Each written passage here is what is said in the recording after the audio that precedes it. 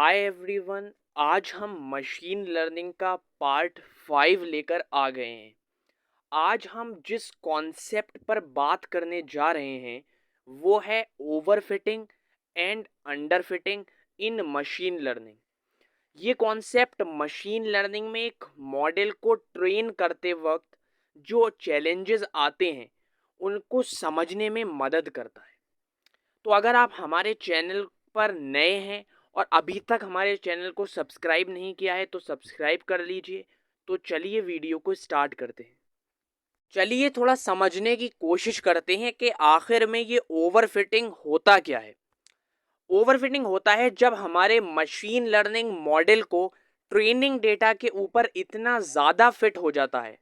मतलब जो हमने ट्रेनिंग डेटा निकाले होते हैं हमारे मशीन लर्निंग मॉडल से, जब वो हमारे मशीन लर्निंग मॉडल में इतना ज़्यादा फिट हो जाता है कि वो नए डेटा पर कमज़ोर परफॉर्मेंस देता है।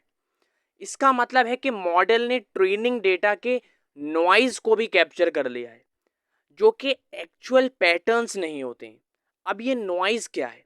नॉइज़ देखिए एक ऐसे रैंडम वेरिएशंस होते हैं या एरर्स होता है डेटा के अंदर जो कि एक्चुअल अंडरलेइंग पैटर्न का पार्ट नहीं होते हैं। और ये जो नॉइज़ को कैप्चर कर लेता है उसके कुछ कॉजेज होते हैं, जैसे कि जब कोई एरर आ जाता है मेजरमेंट करते हुए, या डेटा कलेक्शन इशू हो जाते हैं, या फिर और भी ज़्यादा कोई इशू हो जाते हैं।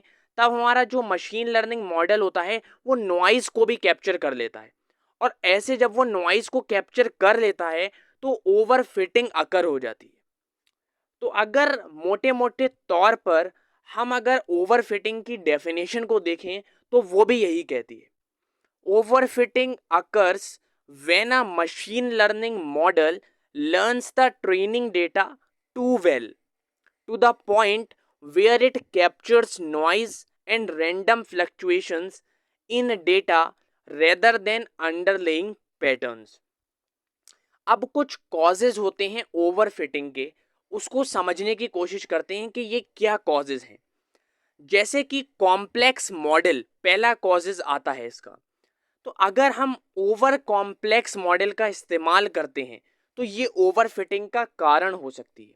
मतलब बहुत ही ज़्यादा कॉम्प्लेक्स कोई प्रॉब्लम हमने अपने मशीन लर्निंग मॉडल को दे दी तो ऐसे केसेस में बहुत ज़्यादा फ्लैक्चुएशंस या फिर कुछ मेजरमेंट एरर्स आ सकते हैं। और आपको पता है कि जब मेजरमेंट एरर आ जाते हैं तो वो अंडरलाइंग पैटर्न का पार्ट नहीं होते हैं, और ऐसे केसेस में हमारे ओवरफिटिंग देखने को मिलती है। सेकेंड पॉइंट आता है लिमिटेड डेटा।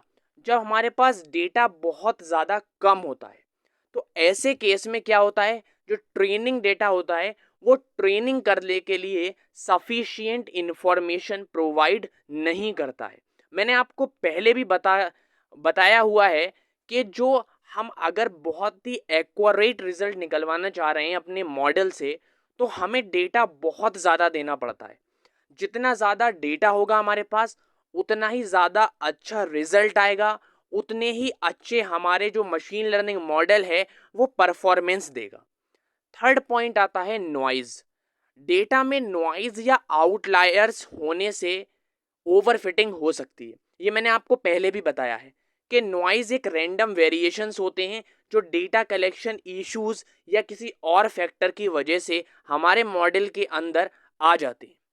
तो अगर आप इस ग्राफ को देखेंगे जो मैंने मशीन लर्निंग का आपको ग्राफ दिया है ओवरफिटिंग का, तो इसमें आप आसानी से देख सकते हैं कि कैसे कैसे ये जो पॉइंट्स हैं ये ओवरफिट हो रहे हैं हमारे डेटा कलेक्शन सेट की लाइन से।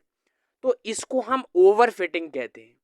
ओवरफिटिंग में नॉइजेज और कुछ रैंडम फ्लैक्चुएशंस जो कि अंडरलाइंग पैटर्न का पार्ट एक्चुअल में नहीं होती है, डेटा मॉडल उसको भी as a part of model train कर लेता है और उसको भी अपने अंदर एब्जॉर्ब कर लेता है, जिसकी वजह से ओवरफिटिंग देखने को मिल जाती है। चलिए अब अंडर फिटिंग के बारे में जान लेते हैं। अंडर फिटिंग होता है जब मॉडल ट्रेनिंग डेटा के ऊपर भी सही से फिट नहीं हो पाता है। इसका मतलब है कि मॉडल बहुत सिंपल है, बहुत इजी है, और जो एक्चुअल पैटर्न्स हैं वो उसको कैप्चर नहीं कर पाते।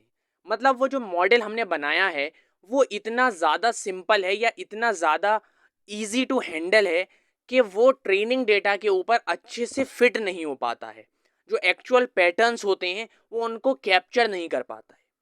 तो अगर मैं अंडर फिटिंग की डेफिनेशन को देखूं तो वो भी यही कहती है, under fitting occurs when machine learning model is too simplistic to capture the underlying pattern in training data. तो अगर मैं कुछ कॉजेस की बात करूं अंडर फिटिंग के, तो अंडर फिटिंग होने के कुछ कॉमन कॉजेस भी हैं। जैसे सिंपल मॉडल, जो मैंने अभी आपको बताया कि मॉडल इतना ज़्यादा सिंपल हो जाता है कि जो एक्चुअल पैरामीटर्स होते हैं या जो एक्चुअल पैटर्न्स होते हैं वो मॉडल के अंदर अच्छे से फिट नहीं हो पाते हैं। इसके बाद लेस ट्रेनिंग आता है। लेस ट्रेनिंग का मतलब होता है कि अगर मॉडल को सफिशिएंट ट्रेनिंग नहीं दी जाती है तो वो भी अंडर फिटिंग हो सकती है। जैसे मान लो अगर मैंने कोई भी मॉडल बनाया लेकिन उस मॉडल को मैंने अच्छे से ट्रेनिंग नहीं दी, तो अगर मैं किसी भी चीज़ को अच्छे से ट्रेनिंग नहीं दूंगा तो उसको अच्छे से मॉडल को समझ नहीं आएगा।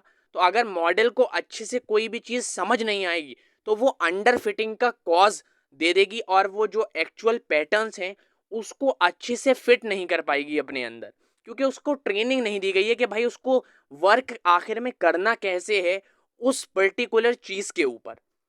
इसके बाद आता है इनकरेक्ट फीचर्स। इनकरेक्ट फीचर्स क्या है? जैसे अगर गलत फीचर्स का इस्तेमाल कर लेते हैं हम लोग तो वो भी अंडर फिटिंग का कॉज हो जाता है। जैसे कि मैंने आपको लीस्ट स्क्वायर मेथड बताया था, तो अगर लीस्ट स्क्वायर मेथड में कुछ मेजरमेंट एरर्स देखने को मिल जाती हैं या कुछ थोड़ा सा फ्लैक्चुएशन देखने को मिल जाता है तो वो भी अंडर फिटिंग का कॉज हो जाता है। उसमें क्या है, उसमें इनकरेक्ट फीचर्स हो जाते हैं। मतलब थोड़ा बहुत इधर उधर जब हमारी वैल्यू हो जाएगी, तो जब थोड़ी बहुत इधर उधर वैल्यू हो जाएगी तो हमारा जो मॉडल है वो अच्छे से फिट नहीं हो पाएगा किसी भी पर्टिकुलर चीज़ के ऊपर। तो ये कुछ कॉजेस थे हमारे अंडर फिटिंग के। अगर आप ग्राफ को देखेंगे या आपकी स्क्रीन पर जो ग्राफ आ रहा है अंडर फिटिंग का, तो वो आप देख सकते हैं। उस ग्राफ से ही आप पता लगा लेंगे कि भाई यहाँ पर अंडर फिटिंग हो रही है।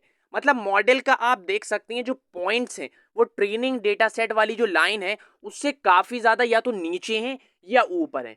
उस लाइन के जस्ट ऊपर नहीं है वो। तो इसका मतलब ये है कि उनके अंदर कुछ ऐसे फ्लैक्चुएशंस आए हैं जिससे कि वो ट्रेनिंग डेटा के ऊपर अच्छे से फिट नहीं हो पा रहे हैं। इसके अलावा मैं कुछ आपको प्रिवेंशन बता रहा हूँ ओवर फिटिंग और अंडर फिटिंग के। जैसे पहला आता है हमारा cross validation process. Cross validation का इस्तेमाल करके हम मॉडल की परफॉर्मेंस को और भी ज़्यादा अच्छी कर सकते हैं जिससे कि हमारा ओवर फिटिंग या अंडर फिटिंग अकर नहीं होगा। इसके नेक्स्ट आता है रेगुलराइजेशन। रेगुलराइजेशन टेक्निक का इस्तेमाल करके हम जैसे कि L1 और L2 रेगुलराइजेशन का इस्तेमाल कर सकते हैं। इससे भी हमारे जो मॉडल है उसकी ट्रेनिंग बहुत ज़्यादा इम्प्रूव हो जाएगी। थर्ड आता है मोर डेटा। अगर हो सके तो हम अपने मॉडल के अंदर इतना ज़्यादा डेटा दें ताकि उसके अंदर कोई भी चीज़ छूटे ही ना। अगर हमारा मॉडल कुछ भी हमसे पूछे तो वो उस डेटा से वो ऑटोमेटिक अपने आप निकाल ले वो इंफॉर्मेशन। क्योंकि मैंने आपको पहले ही बताया है कि जितना ज़्यादा डेटा होगा उतना अच्छे से हमारा मॉडल वर्क करेगा। तो हो सके जितना ज़्यादा डेटा हो सके उतना ज़्यादा डेटा हम अपने मॉडल के अंदर डालें ताकि कोई भी अंडर फिटिंग या ओवर फिटिंग अकर ना हो पाए। सेकंड आता है फीचर सिलेक्शन। सही फीचर का चयन करें जो एक्चुअल पैटर्न्स को कैप्चर करते हैं। मतलब फीचर्स का भी बहुत ज़्यादा अच्छे से इस्तेमाल करना चाहिए हमें। इनकरेक्ट फीचर्स नहीं देने चाहिए। कोई मेजरमेंट एरर हमारे मॉडल के अंदर ना हो। आपने देखा होगा जब बहुत ज़्यादा कॉम्प्लेक्स प्रॉब्लम हो जाती है तब हमारा मॉडल ओवर फिटिंग अकर कर देता है, या बहुत ज़्यादा सिंपल हो जाती है तब अंडर फिटिंग अकर कर देता है। तो हम कुछ ऐसे फीचर्स दें जिससे कि हमारी ओवर फिटिंग भी ना हो और अंडर फिटिंग भी ना हो, हमारी गुड फिटिंग हो। तो गुड फिटिंग भी एक होती है। गुड फिटिंग का मतलब होता है जब ट्रेनिंग डेटा सेट के ऊपर जो मॉडल है वो अच्छे से फिट हो जाता है, उसको हम गुड फिटिंग कहते हैं। तो हमें अंडर फिटिंग और ओवर फिटिंग के बीच में रहना है, उस बीच का नाम है गुड फिटिंग। तो वो गुड फिटिंग से ही हमारा जो ट्रेनिंग डेटा सेट है वो अच्छे से परफॉर्मेंस दे पाता है और जो हमारा मॉडल है मशीन लर्निंग मॉडल वो अच्छे से वर्क कर पाता है। सो आई होप कि आपको ओवर फिटिंग और अंडर फिटिंग के कॉन्सेप्ट बहुत ज़्यादा पसंद आए होंगे। तो अगर आपको वीडियो अच्छी लगी हो, वीडियो को लाइक कर देना, चैनल को सब्सक्राइब कर देना, और पूरा का पूरा मशीन लर्निंग कोर्स की अभी बहुत ज़्यादा वीडियोस आने वाली हैं, तो आप हमारे चैनल को सब्सक्राइब भी कर देना।